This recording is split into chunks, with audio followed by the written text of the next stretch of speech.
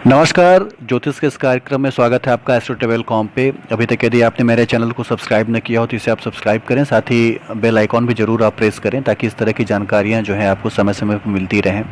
और साथ ही आप मेरे Facebook page astro travel com को भी आप लाइक कर सकते हैं, वहाँ से भी इस तरह की जानकारियाँ, इस तरह की रोचक जानकारियाँ आपके जीवन से जुड़ी आपको समय समय पर मिलती रहेंगी। तो आज का जो विषय है, यानी कुंडली में धन योग कैसे बनते हैं या धनवान कौन बनता है, संपत्ति किसके पास आती है। कुछ के पास अपने कर्मों से संपत्ति आती है, कुछ के पास कह सकते हैं अचानक से कुछ ऐसा होता है कि उन्हें कहीं से बिना कर्म के, यानी कुछ बहुत ही एक मामूली से कर्म से उन्हें काफ़ी ज़्यादा संपत्ति मिल जाती है। तो ये भी योग जो है, इसे किस्मत कह सकते हैं आप, ये भी योग कुंडली में बने होते हैं। और धन की ज़रूरत जो है हर व्यक्ति को है। धन योग यदि हो आपकी कुंडली में और धन मिल रहा हो तो वैभव की कमी कभी नहीं रहती है, सुख और संसाधनों की कमी नहीं रहती है। तो आपकी कुंडली में देखना ये होगा कि धन योग या लक्ष्मी योग है कि नहीं। तो ये सब विशेष योगों में आते हैं, यानी धन योग है, लक्ष्मी योग है, ये सब विशेष योगों में आते हैं। व्यक्ति को प्रभावशाली बनाते हैं, धनवान बनाते हैं और वो सारी चीज़ें उपलब्ध करा देते हैं जो कि संसार में पैसे से उपलब्ध हो सकती हैं। तो वही चीज़ें, उसी चीज़ के लिए आज ये एक वीडियो बनी हुई है कि आपकी कुंडली में किस तरह के योग हैं, धन योग है या नहीं है। तो कुंडली को यदि देखा जाए तो कुंडली के जो 12 खाने होते हैं उनमें सेकेंड हाउस को कह सकते हैं और 11th हाउस को कह सकते हैं। ये एक लाभ का भाव होता है और दूसरा जो होता है वो धन संपत्ति कारक का भाव होता है, यानी अचल संपत्ति कितनी मिलेगी और आपका कमाई कैसी होगी आपकी, ये सारी चीज़ें, और लाभ कितना कमा पाएंगे अपने जीवन में, ये आप सारी चीज़ें ये बताता है। आपका सेकेंड हाउस कह सकते हैं और उसके बाद 11th हाउस आपका कह सकते हैं। साथ ही आपका 4th हाउस यानी सुख का भाव जो है ये भी काफ़ी ज़्यादा प्रबल होना चाहिए। कितने पैसे आप कमाएंगे, कितना आप बचत कर पाएंगे, कितना कमाएंगे, कितने खर्च हो जाएंगे, कितना आप बचत कर पाएंगे, ये सभी भाव जो हैं आपके बताते हैं, इंगित करते हैं। धन योगों से प्रभावित जातक का जीवन किसी राजा से कम नहीं होता है। इस योग के बनने पर जातक मेहनत के बिना भी, यानी कुछ कम मेहनत करे, जैसे कि मैंने पहले बताया कि कुछ कर्म उसके कम भी होंगे तो भी धन की प्राप्ति होगी और किस्मत से ज़्यादा कमा लेंगे ये। यानी कुछ लोग जो हैं कर्म करके उस जगह पे पहुंचते हैं, कुछ लोग कुछ कम कर्म करके भी उसी जगह पे पहुंच जाते हैं जो कि उन्हें बहुत ज़्यादा सुख दे देता है या धन दे देता है। तो धन योग से अधिक सुखमय योग शायद ही कोई हो आपकी कुंडली में। और निश्चित रूप से जिसके कुंडली में धन योग होता है वो दीर्घायु भी होता है, स्वस्थ जीवन जीता है और संपूर्ण जीवन जो होता है उसका धन और वैभव से जो होता है संपन्न होता है। तो कुछ योग हैं जो कि आपको धनवान बनाते हैं। जैसे पंच महापुरुष योगों को आप ले लीजिए, वो तो आपको धनवान बनाते ही हैं। जैसे मालवी योग को ले लीजिए जो कि अभी फिलहाल मैक्सिमम कुंडलियों में बना हुआ है, यानी शुक्र जो है अपने खुद की राशि में हो और केंद्र में हो तो निश्चित रूप से बहुत ही ज़्यादा अच्छा लक्ष्मी कारक योग कह सकते हैं, धन कारक योग बन जाता है। तो ये तो इस समय बना हुआ है, तो ये एक धन योग में आता है, लक्ष्मी योग में आता है। निश्चित रूप से आपको बड़े ही फायदे देता है, बड़े ही सुख और संसाधन उपलब्ध करा देता है, सांसारिक सुख कह सकते हैं बहुत ही ज़्यादा देता है। तो एक तो ये योग है ही है, साथ ही आप और भी कह लें, रुचक योग भी कह लें, प्रसिद्धि मिलती है धन मिलता है, शश योग कह लें उससे प्रसिद्धि मिलती है धन मिलता है। तो ये सारे योग तो हैं ही आपके पंच महापुरुष योगों में।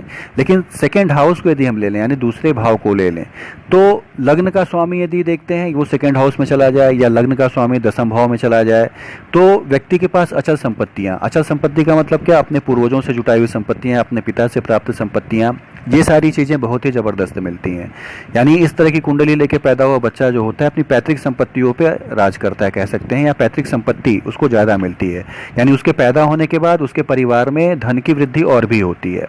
तो ये चीज़ें दिखाती हैं कि एक ये योग भी है कि यहाँ पे आपको फल बड़े अच्छे देगा यहाँ पे ये योग। साथ ही 7वें घर में मंगल या शनि हो, 11वें घर में राहु हो या और कोई उपस्थित ग्रह हो। कहा जाता है कि 11वां भाव लाभ भाव होता है, यहाँ पे पाप ग्रह हो यदि, तो निश्चित रूप से यानी केतु हो, राहु हो, शनि हो, मंगल हो या सूर्य हो, तो 11वें भाव में ये जो होते हैं अपरंपार लाभ कराते हैं। यानी आपके कर्म जो होते हैं वो कम भी हो लेकिन आपको बैठे बैठे कुछ ना कुछ ऐसी चीज़ें बनती रहेंगी आपके साथ भाग्य के साथ कि आपको बैठे बैठे कुछ ना कुछ चीज़ों का लाभ मिलता रहेगा, आपका जीवन जो है वो संपन्नता के साथ गुजरता रहेगा। तो ये चीज़ें दिखाती है कि आपको मिलेंगी सारी चीज़ें। धन योग बड़े अच्छे अभी कुंडली में है। साथ ही केतु को कहा जाता है कि केतु यदि 11वें भाव में चला जाए तो निश्चित रूप से ऐसा व्यक्ति जो होता है विदेशों से पैसा कमाता है, यानी विदेशों से उसके पास पैसा चल के आता है। वो भले इंडिया में रहता हो या अपने देश में रहता हो कह सकते हैं, लेकिन कुछ उसके ऐसे कार्य रहेंगे, ऐसे जुड़ाव रहेंगे या उसका जो फील्ड उसकी रहेगी वो कमाने की वो ऐसी रहेगी, उसके पास विदेशों से पैसे आएंगे। तो निश्चित रूप से केतु जिसकी कुंडली में 11वें भाव में है बहुत ही प्रबल धन योग बना है कि वो विदेशों से आए हो, उसको विदेशों से पैसा कमाएं। साथ ही दूसरे भाव के स्वामी को देख लिया, यानी दूसरा भाव जो धन का भाव है, यदि 8वें घर में चला जाए तो यहाँ पे दिखाता है कि यहाँ पैसा आपको कर्म से आएगा। यानी 8वां भाव जो होता है वो मेहनत का होता है, पारलौकिक ज्ञान का होता है। तो यहाँ पे पैसा जो आएगा वो आपके कर्म से आएगा। यानी आप मेहनत जितनी परिश्रम करेंगे, जितनी मेहनत करेंगे, उससे आप धनवान बनेंगे, संपन्न बनेंगे। यहाँ पे किस्मत आपके साथ नहीं रहेगी। सेकंड हाउस का लॉर्ड यदि 8th हाउस में आए तो किस्मत बहुत साथ नहीं देगी, लेकिन पैसा आपके पास रहेगा, आपकी मेहनत का रहेगा, आपकी परिश्रम का रहेगा। तो ये चीज़ें जो है अपनी कुंडली में आप जरूर उठाएं, देखें। साथ ही सूर्य यदि 5th भाव में चला जाए कह सकते हैं, और मंगल जो है 4th भाव में या बृहस्पति 11वें भाव में हो, तो ये दिखाता है कि चौथा भाव आपका प्रबल हो गया। मंगल जो है 4th भाव में कारक होता है, बृहस्पति 11वें भाव में लाभ भाव में हो जाएगा, सूर्य 5th भाव में आ जाएगा तो 5वां भाव बड़ा ही मजबूत कर देगा। तो यहाँ भी दिखाता है कि जैसे आपने देखा कि सेकंड हाउस का और 10th हाउस का जो लॉर्ड है वो लग्न से मिले तो पैतृक संपत्ति मिलती है, तो यहाँ भी वही मिल रहा है कि सूर्य 5th भाव में हो, मंगल 4th भाव में हो, साथ ही बृहस्पति 11वें भाव में। तो ये दिखाता है कि पिता से ऐसी संपत्तियों के लाभ होने की संभावना बहुत जबरदस्त हो जाती है, जो कि सुखेश होता है। 4th भाव सुखेश होता है, इसमें सुख के भाव में मंगल आ जाता है यदि, और अच्छे ग्रह में, अच्छे राशि में आ जा कह सकते हैं, तो जमीन जायदाद और अचल संपत्तियों के लाभ पिता से बहुत ही जबरदस्त दिलाता है। तो ये सारी चीज़ें एक योग बना रही हैं, धन योग, जो कि आपको कुंडली उठा के जरूर अपनी देखनी चाहिए कि ये सारी चीज़ें हैं कि नहीं आपकी कुंडली में। तो यदि इनमें से कुछ भी योग मिल जाते हैं, जैसे एक योग और भी आप ले लें कि दशमेश में वृषभ, तुला या शुक्र की राशि हो, और इस तरह के, यानी आप शुक्र की राशि कह सकते हैं, तुला हो या वृष हो, तो ये सारी चीज़ें एक स्त्री कारक ग्रह को दिखाती हैं।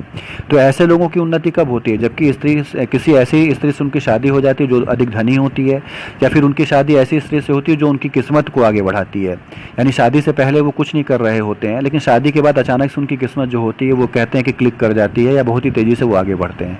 तो जब भी तुला है, वृष है, इन राशियों से संबंधित या चंद्रमा की राशियों से संबंधित जो है 10th भाव रहेगा, 4th भाव रहेगा, तो ऐसे लोग जो है अपनी पत्नी के सहयोग से या किसी महिला मित्र के मिलने के सहयोग से आगे बढ़ते हैं। तो ये चीज़ें भी कुंडली में बहुत ज़्यादा काउंट करती हैं। ऐसा नहीं कि बस आप अपने कर्मों से बने, हो सकता है महिला कोई आपसे जुड़े जो कि आपको कुछ एक रास्ता दिखा दे, या उसके पास पहले से कुछ ऐसे व्यापार से संबंधित चीज़ें हो या नौकरी से संबंधित चीज़ें हो जो कि आपको आगे लेके चली जाए। तो ये सारी चीज़ें कुंडली में आपको अपने देखनी चाहिए कि आपकी कुंडली में इस तरह के कोई योग बन रहे हैं कि नहीं बन रहे हैं। साथ ही देखा जाए तो 5th भाव का लॉर्ड हो और 10वें घर में हो, तो यहाँ भी व्यक्ति अपनी संतान से धन लाभ करता है। 5th हाउस का लॉर्ड जो होता है वो संतान भाव होता है, 5वां भाव, और उसका जब लॉर्ड होता है वो 10th भाव यानी कर्मेश में चला जाए, तो संतान के कर्मों से ऐसे व्यक्ति को अच्छे लाभ होते हैं। यानी संतान प्राप्ति के बाद, संतान उनके घर में होने के बाद उनकी कमाई के संसाधन बढ़ जाते हैं।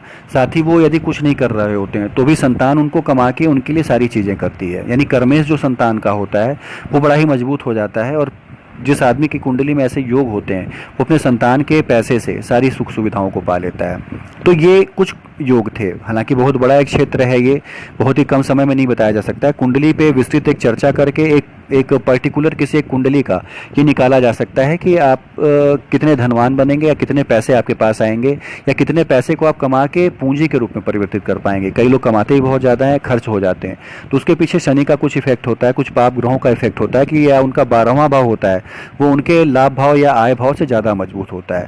अष्टक वर्ग को यदि देखा जाए तो अष्टक वर्ग में ये चीज़ें क्लियर होती हैं कि पॉइंट आपको कितने मिले हैं। यदि अष्टक वर्ग में सेकंड हाउस और आपका लाभ भाव, इन दोनों के पॉइंट आपके 28 या 29 अंक से ऊपर हैं, और लाभ आपके खर्चे के जो भाव हैं वो इनसे कम है, तो निश्चित रूप से आपकी पूंजी जो है वो कमाई जो है वो पूंजी में परिवर्तित होगी। लेकिन यदि आपके खर्च के भाव के जो अंक हैं वो इन दोनों भावों के अंकों से ज़्यादा हैं, तो निश्चित रूप से आपके खर्चे में या व्यय में बहुत ज़्यादा वृद्धि होगी, और आपकी पूंजी जो है वो बन नहीं पाएगी। यानी कमाई जो है आपकी, आप कमाएंगे, खाएंगे, खर्च हो जाएगी, बचत आप नहीं कर पाएंगे।